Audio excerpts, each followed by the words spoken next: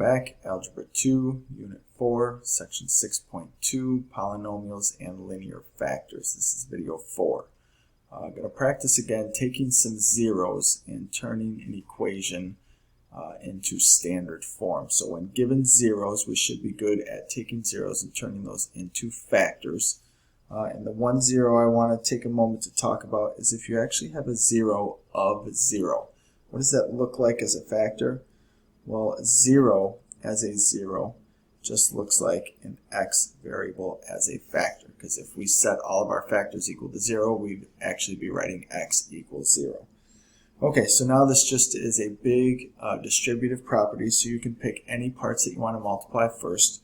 I'm going to multiply these two linear factors, and then I'm also going to multiply these two linear factors, and then I'm going to multiply the results of both of those. So here we go. The second two linear factors, x plus 3 being multiplied, would be x squared plus 3x would give us 6x total, and plus 9, I'm going to put that in parentheses.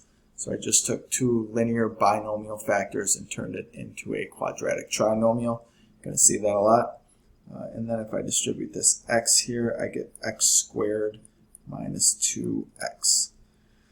Okay, so now I have a binomial times a trinomial, but the degree of difficulty on this question has not gone up. It's still just a massive distribution question. I'm going to distribute each part of the first parentheses to the second set and rewrite what I have. So x squared times x squared is x to the fourth. X squared times 6x would be a positive 6x to the third. And x squared times 9 would be a positive 9x squared.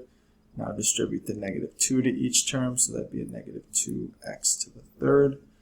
Negative 2x times 6x would be minus 12x squared. And then negative 2x times 9 would be a negative 18x. And now I just got to fish out all the like terms, so I have cubics right here.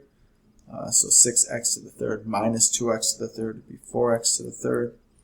I have squareds here and here.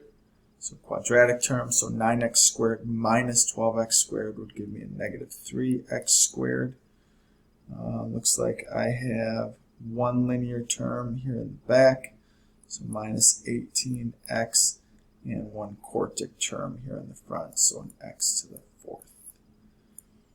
So there's that polynomial written in standard form. And if you were handling the quick check, just to walk you through the first step, writing zeros as factors, minus 4 as a factor would look like x plus 4, negative 2 as a factor would look like x plus 2, and 0 as a factor would look like just x.